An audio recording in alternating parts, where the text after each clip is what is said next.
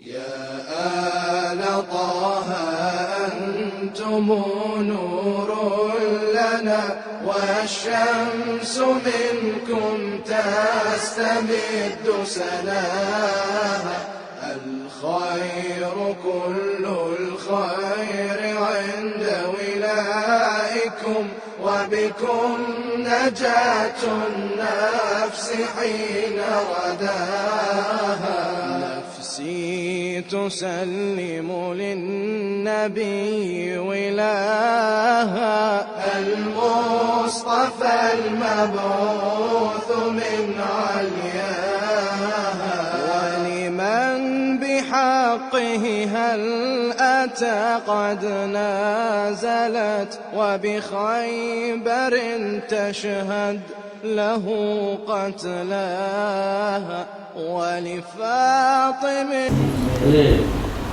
Bismillahirrahmanirrahim. Allahumma shalli ala Muhammad wa ali Muhammad. Ikhwan akhwat, seperti biasa sebelum kita mulai majelis taklim at-tadhir, kita hadiahkan pahala Fatihah sholawat untuk kedua orang tua kita, baik yang masih hidup maupun yang sudah mendahului kita, sanak saudara, teman, kerabat, guru-guru kita, khususnya Ustaz Husain bin Abu Bakar Al-Habsyi, Ustaz Ahmad Rusdi bin Zainal Idrus. Anallah yaghfir lahum wa yarhamhum wa yu'li darajatihim fil jannah wa yataghashshahum bir rahmati wal maghfirah. Al-Fatihah qablaha salawat. Allahumma salli ala Muhammad. Allahumma salli ala Muhammad wa ali Muhammad. Allahumma salli ala Muhammad wa ali Muhammad wa ajil farajana bihim ya karim. Bismillahirrahmanirrahim. Alhamdulillah rabbil alamin. Ar-Rahmanir Rahim. Maliki yaumiddin. Iyyaka na'budu wa iyyaka nasta'in. Ihdinas siratal mustaqim. Siratal ladzina an'amta 'alaihim ghairil maghdubi 'alaihim waladdallin. Amin. Bismillahirrahmanirrahim. Allahumma shalli ala Muhammad wa ala Muhammad. Rabbi shrah li sadri wa yassir li amri wa hlul 'uqdatam min lisani yafqahu qawli. Rabbi antiqni bil huda wa alhimni at-taqwa. Ikhwan akhwat, assalamualaikum warahmatullahi wabarakatuh. Alhamdulillah kita bisa bertemu kembali setelah cukup vakum lama. Al-Fakir insyaallah kurang lebih 40-50 hari. Alhamdulillah kita masih diberikan kesempatan untuk terus taklim, bersilaturahmi di hari Minggu ini, yang semoga Allah Ta'ala selalu memanjangkan umur majelis ini, karena dampaknya cukup luar biasa pada ikhwan akhwat kita di Surabaya ini. InsyaAllah semua yang datang mendapatkan hadiah, mendapatkan fadilah dari penuntut ilmu. Fadilah penuntut ilmu, mereka yang ingin mencari ilmu, hanyalah Allah yang bisa mengganjar. Jadi tidak ada satupun yang bisa mengetahui berapa pahala tersebut kecuali Allah Subhanahu wa Ta'ala, yang nantinya akan kita harapkan di hari akhir kelak insyaallah. Ikhwan akhwat, Al-Fakir hari ini tidak terlalu ingin membahas banyak, 1-2 bab, akan tapi Al-Fakir mungkin hanya membahas satu doa singkat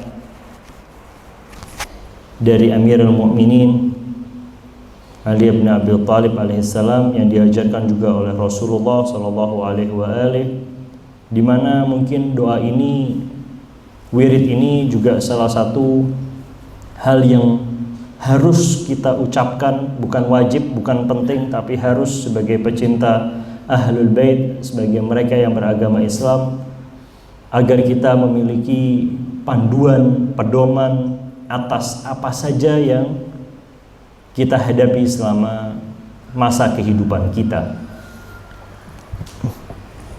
Kurang lebih ada 11 kebingungan, dan 11 kebingungan inilah kemudian dimasuki oleh setan. Kalau kita bisa analogikan, ini adalah pintu-pintu setan yang bisa menggoda manusia, dan di dalam 11 pintu ini 11-11-nya ada jimatnya, ada silah, ada senjata, dan silahul mukmin, senjata setiap orang mukmin adalah doa. Doa ini yang nanti Al-Fakir akan kirimkan ke grup, dibaca insya Allah sebisa mungkin 10 kali dalam sehari. Nanti di akhir juga setelah sesi selesai, Al-Fakir akan berikan hadiah bagi yang menghafal. Bagi ikhwan ada 1 hadiah, akhwat ada 1 hadiah. Jadi diperhatikan betul-betul. Teksnya akan Al-Fakir bagikan setelah kita membaca, setelah kita mempelajari doa munjiah namanya. Doa munjiah berasal dari kitab Al-Baladul Amin, doa karya Syekh Ibrahim bin Ali Al-Kaf'ami abad ke-9 Hijriah. Dalam kitabnya Ibrahim, Syekh Ibrahim ini meriwayatkan 1 doa dari Rasulullah yang kemudian diajarkan kepada Amirul Mukminin dengan berbagai keutamaan dan termasuk pengampunan dosa, sakratul maut dibuat mudah, keselamatan dari kesulitan, perlindungan dari musuh serta setan, 4.000 dosa diampuni. Dan kita bisa lihat ini adalah fadilah di antara wirid-wirid yang selama ini kita baca setiap pagi. Kalau kita mau tahu baca apa, kita bingung siang, sore, malam baca apa, ini adalah silah. Ini adalah senjata yang insya Allah harus mulai hari ini kita mulai hafalkan sampai nanti dekat-dekat dalam sakratul maut kita ucapkan ini sebagai pedoman lahiriah, pedoman batiniahnya kita dalam menjaga keislaman kita. Doa al-munjiah. Jadi doa ini, teks ini sepertinya adalah doa yang diintrospeksikan kembali ke dalam diri kita. Nanti insya Allah Al-Fakir akan menyebutkan beberapa takwil yang juga maknanya universal, sehingga kita tidak perlu mencari kaidah-kaidah di dalam doa munjiah ini. Insya Allah cukup lengkap, cukup padat, sehingga kita bisa mengetahui ketika kita dilanda dalam 11 hal ini apa yang harus kita baca, apa yang harus kita wirid, apa yang harus kita lakukan. Doa al-munjiah. A'dadtu likulli, bismillahirrahmanirrahim, Allahumma shalli ala Muhammad wa ali Muhammad. A'dadtu likulli haulin la ilaha illallah. Jadi ada 11 ketika kita dilanda satu fase atau satu hal, kemudian kita kembalikan ke dalam aurat, ke dalam wirid-wirid. A'dadtu, yang pertama kata Rasulullah, aku bersiap likulli haulin la ilaha illallah. Jadi seringkali kadang kita tidak mengetahui kita mengucapkan la ilaha illallah ini kapan, maknanya apa. Banyak dari kita sudah tahu, tapi kapannya itu dianjurkan oleh Rasulullah untuk membacanya likulli haulin. Jadi a'dadtu ini adalah doa yang kemudian kita baca untuk kita siapkan kepada diri kita sendiri. A'dadtu likulli haulin la ilaha illallah. Nanti akan kita baca bareng-bareng. Aku mempersiapkan diriku atas setiap haulin. Haulin ini adalah maknanya ketakutan, kengerian, shock, sesuatu yang membuat diri kita ini takut secara berlebih atau was-was. Jadi pintu pertama setan untuk kita kemudian digoda oleh setan adalah haul atau kengerian, ketakutan. Inna syaitan yukhawwifu awliya. Jadi kerjanya setan ini adalah menakut-nakuti. Kerjaan utama prioritasnya setan ini adalah nanti takut ini, takut ini, takut itu. Takut adalah dalam segala hal yang sifatnya keduniawian, ini masuknya dari pintu haul atau pintunya setan dalam kebingungan. A'dadtu likulli haulin la ilaha illallah. Yang pertama, ketika kita dilanda kebingungan, kengerian adalah kita mengucapkan la ilaha illallah. Wa likulli hammin wa ghammin masya Allah. Dan atas setiap kesedihan dan kesusahan kita mengucapkan masya Allah. Jadi kesedihan, kesusahan Kalau kita pasrahkan semuanya, bukan tawakal. Nanti akan kita bahas sedikit tentang tawakal. Tapi ketika kita dilanda kesumpekan, galau, gundah, bukan haul ya, beda. Kalau tadi la ilaha illallah, masya Allah ini adalah kita menyerahkan segala urusan kepada Allah, menunjukkan keimanan kepada takdirnya yang menjadi obat bagi hati yang sumpek. Jadi kalau kita lagi sumpek melihat sesuatu yang membuat diri kita ini sumpek, masya Allah. Nah, inilah yang tadi kita sedikit bahas, Pak Mus. Ada satu pembahasan mengenai kadang kita tidak mendapatkan sesuatu kalau kita tetap kekeh terhadap sesuatu, menginginkan sesuatu itu berlebih. Kadang kita ini keinginan, ya Allah, anak kepengen ini, anak kepengen, terlalu inginnya kita tadi ini, padahal kita tidak tahu apakah ini baik atau tidak bagi diri kita. Dengannya Al-Fakir sedikit tambahkan hadis dari Amirul Mukminin Ali bin Abi Thalib. Dalam riwayatnya Allah berfirman kepada Nabi Daud alaihissalam, dalam satu hari ketika Nabi Daud alaihissalam menginginkan sesuatu yang berlebih, kemudian Allah turunkan hadis qudsi atau mukalamah langsung kepada Nabi Daud alaihissalam. Disebutkan, ya abdi, wahai hambaku, anta turid wa ana urid. Ini kata Allah kepada Nabi Allah Daud. Anta turid, engkau menginginkan sesuatu, wa ana urid, kata Allah. Wala yakunu illa ma urid. Tidak akan pernah sesuatu yang kau inginkan itu terkabul kecuali atas keinginanku, kata Allah. Dilanjutkan, fa in salamta lima urid a'taituka ma turid. Tapi bila kamu tunduk terhadap apa yang aku inginkan, kata Allah, niscaya aku akan memberi apa yang kamu inginkan. Wa in lam tusallim li ma urid at'abtuka fi ma turid. Tapi kata Allah, kalau engkau masih maksa sesuatu itu, kepengen dirimu ini tetap harus terkabul keinginannya, maka aku akan membuatmu letih, capek dalam mengejar apa yang kamu inginkan. Jadi disebutkan di dalam mukalamahnya langsung, gak akan tercapai kalau engkau akhirnya tidak berpasrahkan diri atas apa yang urid, apa yang aku inginkan. Wala yakunu illa ma urid. Dan pada akhirnya hanya yang aku inginkan yang pasti terwujud. Ini kata Allah kepada Nabi Allah Daud. Di dalamnya ada beberapa riwayat yang menyebutkan bahwa Nabi Daud alaihissalam di dalam kitab Tasannun ingin menikahi satu istri dari seorang petani. Jadi petani ini kemudian disuruh cerai, kemudian dinikahi oleh Nabi Daud, tapi petani itu menolak. Nah, di dalam riwayat Ahlul Bait sedikit berbeda. Bukan masalah pernikahan, bukan masalah keinginan ini, tapi disebutkan bahwa Nabi Allah Daud melihat semut. Semut yang satu persatu membawa tanah dari satu tempat ke tempat yang lain.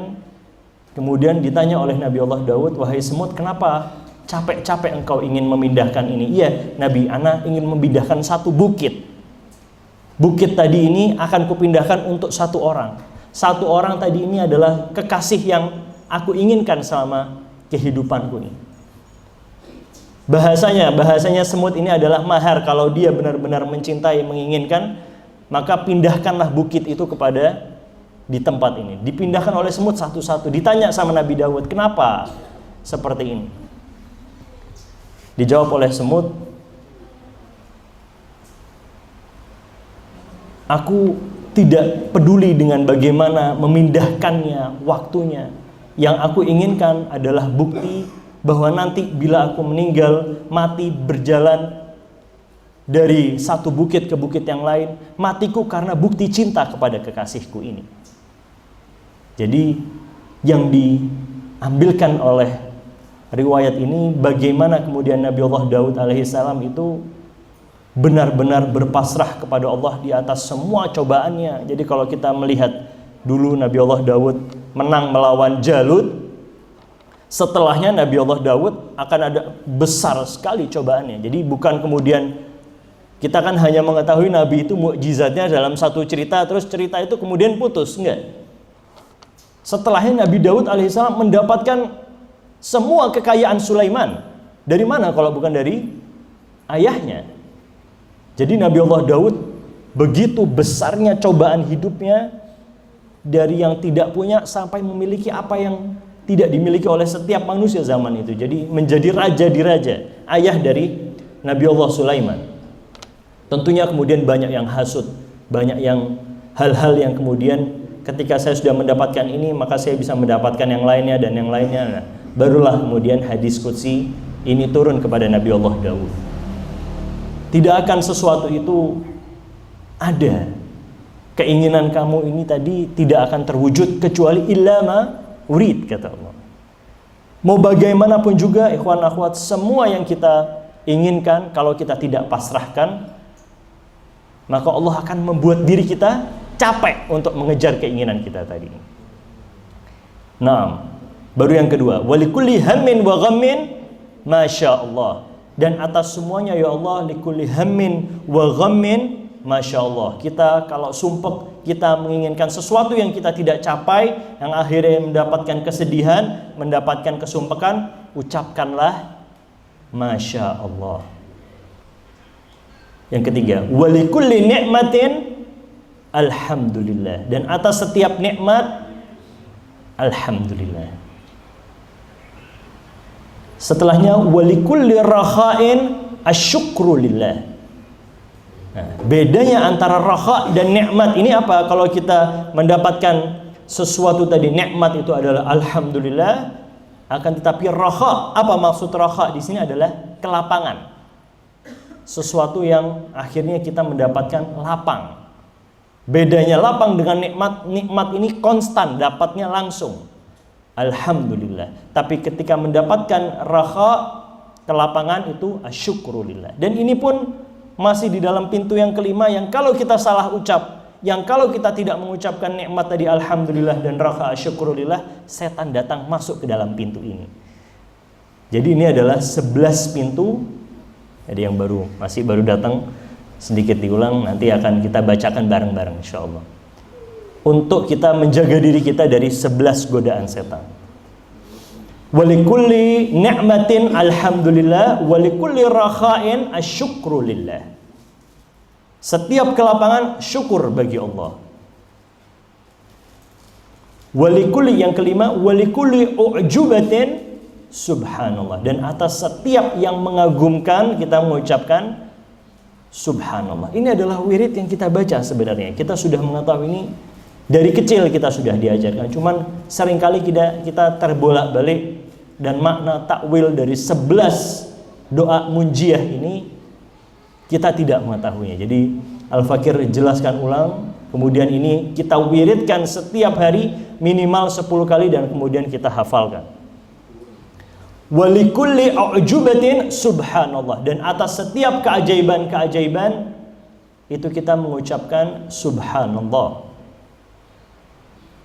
Yang keenam, walikulli dzambin astaghfirullah. Dan atas setiap dosa kita mengucapkan astaghfirullah. Walikulli musibatin, dan setiap musibah inna lillahi wa inna ilaihi raji'un. Walikulli dhikin, dan atas segala kesempitan. Ada kalanya setiap manusia pasti hidup tidak 100% lapang. Pasti ada masa di mana dia sempit. Mendapatkan sesuatu kanan kiri depan belakang ini kok kepentok semua, bahasa kita ini sekarang ini kayak macet semua, nggak ada yang bisa jalan. Maka ucapkanlah, kata Amirul Mukminin, hasbiyallah. Walikulli dhikin hasbiyallah. Cukuplah Allah bagiku, hasbiyallah. Ini yang kalau kita bahas satu persatu kalimatnya, kata-katanya, insya Allah berhari-hari kita duduk di sini. 9, walikulli qada'in wa qadar. Nah, ini tadi kita sedikit singgung tentang qada' dan qadar. Apa yang kita ucapkan di antara setiap ketetapan dan takdir yang kita dapatkan? Tawakkaltu 'ala Allah. Jadi tadi kita sedikit membahas takdir. Ada pertanyaan sebelum dimulainya majelis tadi, bagaimana cara Allah memberikan takdir, qada dan qadar kepada setiap hambanya atau kepada setiap anak yang baru lahir. Jawabannya adalah hari ini adalah harinya Sayyidah Fatimah. Dan hari ini kalau kita baca doanya ziarah kepada Sayyidah Fatimah, beberapa kali juga Al-Fakir sempat singgung sedikit, sebutkan sedikit, bahwa salam kita kepada Sayyidah Zahra bukan mengucap nama Sayyidah Fatimah, Assalamu alayki ya Fatimah, tapi kita mulai dengan Assalamu alayki ya Mumtahna. Salam kepadamu wahai yang telah teruji. Imtahnakillahil ladzi qabla an yakhluqaki fawajadaka limamtahanaki sabirah. Engkau wahai Zahra sudah diuji bahkan sebelum Allah menciptakanmu. Nah, ini pertanyaan yang kemudian kita kalau lihat tidak hanya baca, kita harus mulai membaca itu baca artinya juga. Kok bisa Allah memberikan imtihan sebelum Allah menciptakan manusia ini? Kalau kemudian kita, Al-Fakir sempat tanya ke salah satu ayatullah waktu Arba'in, bahwa imtihan adalah salah satu alam. Kalau kita belajar dulu di SD pendidikan agama Islam, ada namanya zaman azali, pelajaran bahwa setiap makhluk hidup nanti sebelumnya itu ada namanya alam roh. Di dalam Ahlul Bait bukan alam roh, ini adalah alam namanya alam imtihan, alam ujian. Alam dimana saat kita membaca ayat alastu birabbikum qalu bala syahidna. Disinilah kemudian setiap roh-roh sebelum kemudian masuk ke bumi ini, masuk ke satu planet, masuk menjadi setiap makhluk hidup yang ada, ditanya oleh Allah Subhanahu wa taala, termasuk rohnya hewan, rohnya tumbuhan, rohnya manusia maksumin, ditanya, apakah kalian bersaksi bahwa aku adalah Tuhan kalian? Alastu birabbikum. Ditanya. Jadi kita sempat ada perjalanan seperti mahsyar, dikumpulkan seperti mahsyar. Semua roh itu dikumpulkan di zaman imtihan, ditanya, apakah kalian bersaksi bahwa aku adalah Tuhan kalian? Qalu bala syahidna. Semuanya menyatakan bala syahidna. Jadi pada titik itu semua makhluk hidup sudah bersaksi asyhadu alla ilaha illallah. Saat itu belum diciptakan. Baru kemudian masuk ke dalam dunia ini asyhadu anna Muhammad Rasulullah atau tidak. Ini agenda yang kedua setiap makhluk hidup. Anda bisa bersaksikah bahwa Muhammad Rasulullah atau tidak? Mulai ada yang namanya kajian nubuat, mulai ada yang namanya kajian al-imamah, usuluddin, baru kemudian al-ma'ad. Ditentukan baru kita kemudian ada di dunia. Tapi saat itu semua arwah, semua alam roh, semua alam imtihan menyaksikan, bersaksi bahwa Allah adalah Tuhan mereka. Bala syahidna. Bahkan Fir'aun, bahkan orang-orang yang keji di dalam sejarah umat manusia ini. Di dalam beberapa tafsir kemudian dilanjutkan pertanyaannya Allah kepada rohnya tadi. Apakah kalian siap menjadi maksumin, orang yang sempurna dengan ujian yang berat? Jadi kita semua tadi ini diperhatikan, dijelaskan satu persatu. Nanti kalau engkau nanti jadi Rasulullah, engkau akan jadi seperti ini, jadi seperti ini. Ujian kalian seperti ini. Jadi ini, jadi ini, jadi ini. Dan betul, hanya ada beberapa yang lolos dalam pertanyaan tadi. Jadi qalu bala syahidna, ada pertanyaan lanjutan. Ada yang bilang siap, yang siap kemudian kita melihat mereka menjadi a'immatul maksumin, orang-orang maksumin, menjadi anbiya Allah. Yang tidak siap menjadi manusia biasa. Siap jadi manusia, ada yang bilang siap, ada yang bilang tidak, jadi hewan. Siap jadi hewan, ada yang bilang siap, ada yang bilang tidak, jadi tumbuhan. Itulah kemudian kita sempat bahas di dalam beberapa pembahasan sebelumnya. Insya Allah kalau ada waktu kita akan sedikit putar bagaimana akhirnya kemudian setiap jiwanya manusia ini, rohnya manusia ini dibagi menjadi 4. Nafs yang pertama adalah nafsu nabati, jiwanya tumbuhan, jiwanya hewan, jiwanya manusia. Yang keempat adalah Ruhul Kudus, Qudsiyah, nafsu al-Qudsiyah, atau mereka yang memang benar-benar suci atas segala cobaan mereka sudah dicoba sebelum diciptakan manusia ini. Inilah kemudian kita membaca ziarah Sayyidah Zahra qabla an yakhluqaki. Jadi sebelum Sayyidah Zahra diciptakan, sebelum maksumin diciptakan, mereka sudah diuji dulu. Ujiannya mereka adalah dengan lolos dalam filter pertama, yaitu filter pertanyaan, bukan filter indrawi. Kita kemudian ujian melihat alam imtihan itu seperti kita ujian, enggak. Ini ujian yang bukan indrawi, bukan memakai panca indera yang dimiliki oleh manusia, enggak. Saat itu alam ruh kita dipertanyakan, Anda siap atau tidak menjadi maksumin. Saat itu kita bilang tidak siap. Yang siap pun juga sudah tertulis, hanya mereka saja ini yang siap. Sehingga merekalah yang kemudian mendapatkan tampungan rahmat, tampungan syafaat yang bisa mensyafaati umat manusia nantinya. Naam. Walikulli qada'in wa qadar tawakkaltu 'ala Allah. Dan setiap qada dan qadar itu kita tawakal kepada Allah. Apa artinya qada? Apa artinya qadar? Takdir atau qada adalah vonis, sesuatu yang memang sudah kita tidak akan pernah bisa hilangkan atau kita jauhi. Contoh, mati. Matinya setiap manusia adalah nafsin da'iqatul maut. Setiap kullu nafsin, semua, tidak hanya manusia, tapi nafs tadi yang kita sebutkan. Nafsu nabati, nafsul hewani, nafsul insani, wa nafsu qudsiyah. Mereka pun semuanya harus syahid, mereka harus meninggal, harus mati. Itu yang namanya qada. Nah, baru kemudian kita membahas yang takdir atau qadar adalah dari bahasa kadar. Kita lihat di dalam bahasa Indonesia ini kadar atau qadara yaqduru dari bahasa Arab adalah dari asal mana kita kadar kita. Contoh, kita belajar mendapatkan sarjana, kita mendapatkan, kemudian yang kita lihat tergantung dari sungguh-sungguhnya atau tidak. Takdir tadi kita. Apakah takdir kita kemudian mendapatkan hal-hal yang berupa rezeki, hal-hal yang berupa, semuanya sudah tertulis, semuanya sudah diyakini, tapi tetap menganut prinsip al-amru bainal amrain. Atau kalau kita melihat Imam Khomeini, akidahnya Imam Khomeini ketika menyadarkan revolusi Islam Iran, kita jangan Mu'tazilah, kita tidak Asy'ariyah, kita tidak kanan, kita tidak kiri. Kita jangan menganggap diri kita ini hanya ngikutin semua perkataan Allah jadi malaikat. Kalau kita tidak jadi malaikat, maka kita jadi setan. Tidak. Ada yang namanya di tengah-tengah, yaitu al-amru bainal amrain. Kita tidak kanan, kita tidak. Tidak jabar, tidak tafwid, tidak determinisme.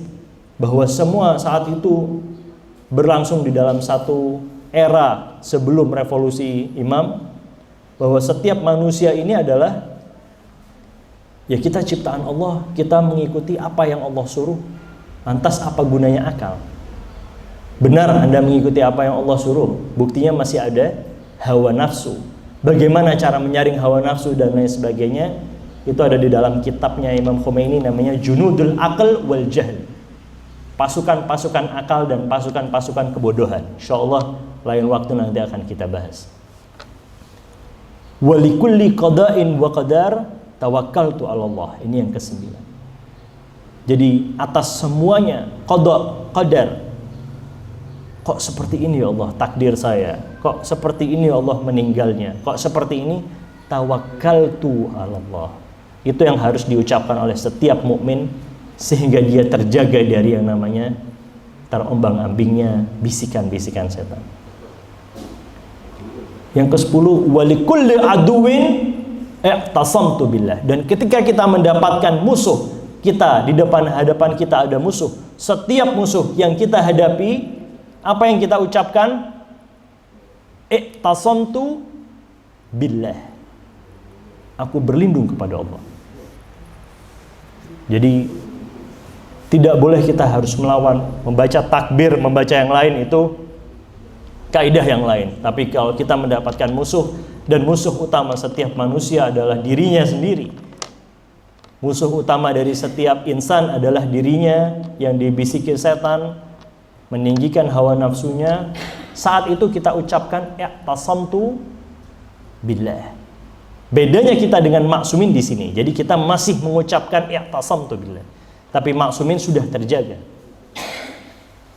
Jadi ayat dari surat Al-Maidah kalau kita membaca di dalam Ghadir Hum, ketika kita hampir setiap tahun kita mendapatkan teks nas yang sama, al-yawma bismillahirrahmanirrahim akmaltu lakum dinakum wa atmamtu alaikum ni'mati wa raditu lakumul islam madina.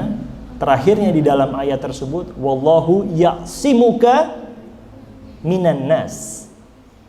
Jadi di dalam proses penyempurnaan Ghadir, dalam proses penyempurnaan antara nubuwah dan imamah, jembatan di dalam Ghadir itu dijaga oleh Allah. Ya'simuka minan nas. Tidak ada lagi yang kemudian bisa mengganggu proses perwilayahan ini, dan sudah diabadikan di dalam Al-Quran. Kalau kita mendapatkan musuh, makanya saat itu kalau kita lihat di dalam sirah, di dalam sejarah, ada yang kontan. Balaknya ada yang dapat kontan. Sa'ala sa'ilun bi'adzabin waqi', turun batu panas menembus kepalanya itu. Kalau kita lihat di dalam teks Ghadir Hum, dalam sejarah Ghadir Hum itu benar adanya, dan seluruh ulama baik Ahlus Sunnah maupun Ahlul Bait sepakat benar terjadi adanya balak-balak yang konstan. Kenapa? Karena saat itu musuh-musuh Allah sudah disingkap dan Rasulullah pun sudah melihat. Jadi kalau nanti kita mungkin berkesempatan masuk di Idul Ghadir, insya Allah kita akan bagikan teksnya Rasulullah, khutbahnya Rasulullah yang terakhir, bahwa Rasulullah mengucapkan, wallah, kata Rasulullah, aku sudah tahu di antara kalian ini mana yang di surga, mana yang di neraka. Allah memberikan penglihatan itu kepada. Tapi aku, karena Rasul, karena rahmatan lil alamin, tidak bisa mengucapkan engkau nanti di surga, engkau nanti di neraka. Tidak boleh dan tidak bisa, karena memang rahmatan lil alamin. Tapi orang ini bisa.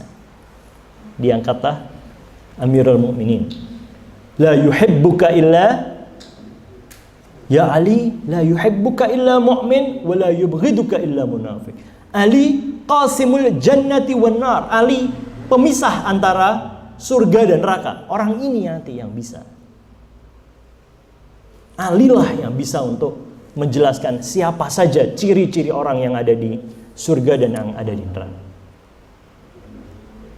Itulah kenapa kalau kita mendapatkan teks-teks nas selain daripada Ahlul Bait itu tidak terlalu ekstrim. Kalau kita baca Ahlul Bait ini, wah ini ekstrim sekali nih. Hadisnya kayak wow, kan agak kita lihat ini mungkin agak sedikit mengagetkan bagi sebagian orang yang baru mengenal tentang hadis-hadis Ahlul Bait.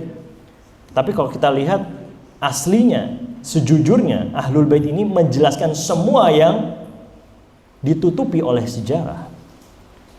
Kalau kita lihat bagaimana proses kelahirannya Amirul Mukminin saja, kita bahkan saudara-saudari kita Ahlu Sunnah tidak mengetahui bagaimana proses kelahirannya. Berada di dalam Ka'bah, dibuka itu pintu Ka'bah. Nanti kalau kita berkesempatan umrah bulan Rajab, setiap 13 Rajab miladnya Imam Ali, selalu itu dinding Ka'bah ada yang retak setiap tahun. Karena untuk memperingati kelahiran manusia suci yang ada di dalam Ka'bah. Siapa manusia yang lahir di dalam Ka'bah kecuali Amirul Mukminin? Ini kalau kita tunjukkan kepada saudara kita Ahlus Sunnah, masih bertanya-tanya mereka, benar? Yang benar, masih belum bisa percaya karena terlalu ibrohnya terlalu berat untuk didapatkan ke dalam hati dan pikiran mereka. Nah, walikulli aduwin i'tasamtu billah, dan atas setiap musuh aku berlindung kepada Allah. Yang ke-11, walikulli ta'ah wa ma'siyah, setiap kita melakukan ketaatan dan kadang kita terpleset di jurang maksiat, maka ucapkanlah la haula wala quwata illa billahil aliyyil azim. Di dalam setiap ketaatan dan di dalam setiap kita terpleset di dalam maksiat, kembalikan diri kita dengan mengucapkan zikir ini, yang insya Allah semuanya akan didengar oleh Allah. Dan ini adalah salah satu barrier atau pintu batasan di antara setiap manusia tetap menjadi nafsul insani atau menjadi insan yang mirip-mirip hewan. Kalau kita melihat di dalam surat At-Tin, laqad khalaqnal insan, bismillahirrahmanirrahim, laqad khalaqnal insan fi ahsani taqwim. Jadi manusia ini sudah tidak ada kebingungan bahwa manusia ini adalah makhluk yang paling sempurna. Kalau tadi kita sedikit bahas bahwa kenapa kok ada orang yang akhirnya lahir seperti ini, lahir seperti itu, lahir di atas keterbatasan tertentu. Yang pertama yang harus kita ucapkan adalah tawakkaltu wa likulli qada'in wa qadar tawakkaltu 'ala Allah. Sehingga dari situ kita mulai berpasrah. Tawakalnya kita ada di dalam setiap qada dan qadar yang kita jumpai setiap hari. Kadang kita hidup di dalam kebingungan, kadang kita hidup di dalam rentetan waktu. Manusia kita ini seringkali kita tidak mendapatkan apa yang kita inginkan. Tapi percayalah itu, tadi kalau kata Nabi Daud alaihissalam dalam mukalamahnya, seluruhnya atas keinginan Allah dan kita pasrahkan semuanya, Masya Allah, atas keinginan Allah. Sehingga tidak ada lagi yang namanya keberatan hati di dalam menjalani hidup. Nah, ikhwan akhwat, ini ana sekarang share ke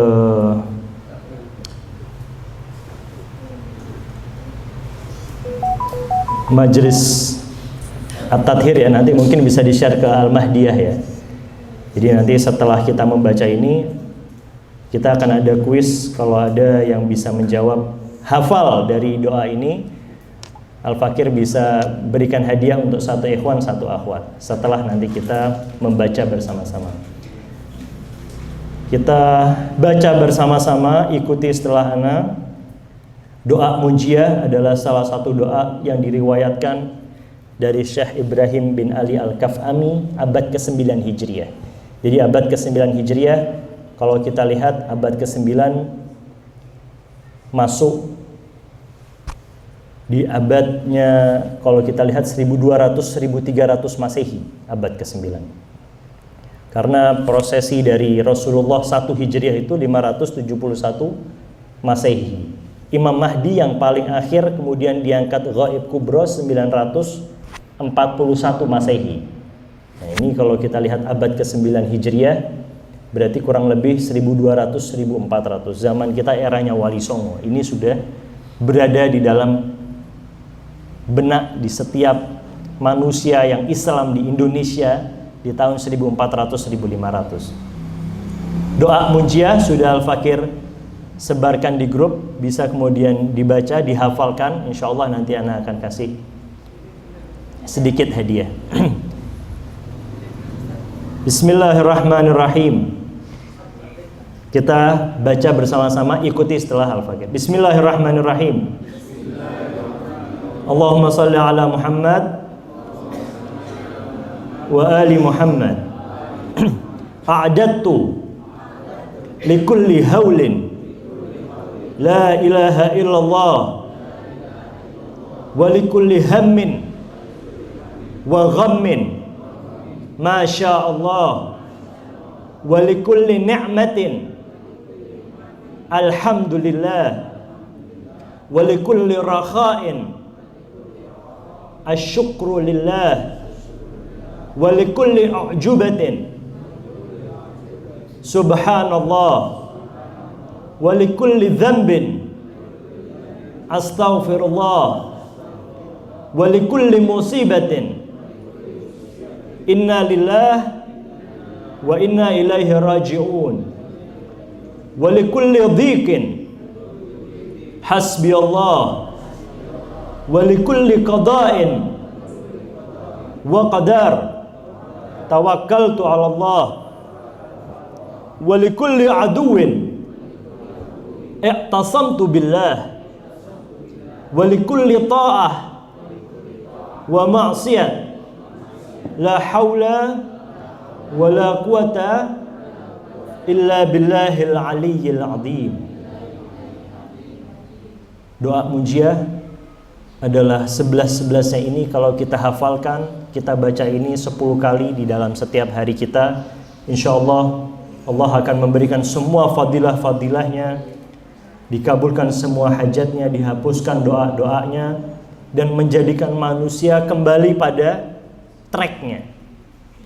Jadi silahul mu'min, kalau kita harus, setiap manusia itu punya senjata, dan senjata terbesarnya seorang mukmin adalah doa. Silahul mu'min ad-doa. Minimal kalau kita kemudian kebingungan di dalam setiap hari, wirid apa yang susah untuk kita baca, yang susah untuk kita hafalkan, yang susah untuk kita renungkan kembali artinya, ini kita baca, ini kita ingat, ini kita hafalkan, kita ajarkan kepada sanak saudara. Tidak begitu kalau kita lihat ada nuansa-nuansa laknat dan salam kepada ahlul bait, laknat-laknat kepada musuh-musuh Allah, tidak sebegitu ekstrim. Tapi ini adalah doa yang diajarkan betul-betul oleh Rasulullah kepada Amirul Mukminin untuk menjaga diri kita dari 11 kebingungan, 11 hal yang membuat diri kita bingung ketika mendapatkannya, harus membaca apa, harus melakukan apa. Billahi taufiq wal hidayah. Assalamualaikum warahmatullahi wabarakatuh.